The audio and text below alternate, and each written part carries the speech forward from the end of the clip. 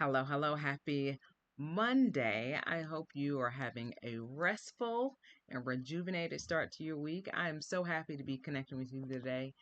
For the next month or so, we are going to focus on what it means to create organizational inclusion. And ultimately, what that means is how do we create inclusion systems within the organizations that we work in? And more importantly, how do we utilize tools and resources to be able to do so? So, this first week, we're going to be talking about perspective taking. Ironically, when I started creating or started focusing on perspective taking, I didn't actually knew that there was a term for it.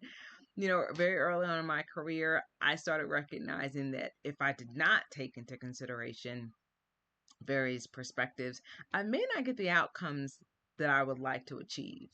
And I also recognized that I had to be strong enough and secure enough to be able to take in perspectives outside of my own. And that allowed me to be able to recognize that I have value, therefore someone else has value, and honoring their lived experience gives me insight to how to connect to them by knowing what they value, knowing what motivates them, noting what inspires them. And that also allows me to be adaptable and flexible.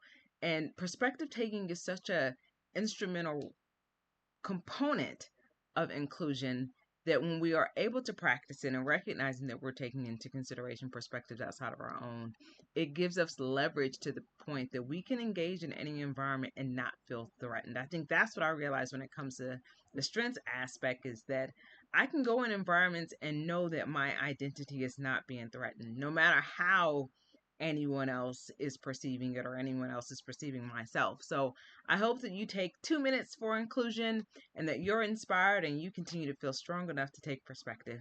Have a great day.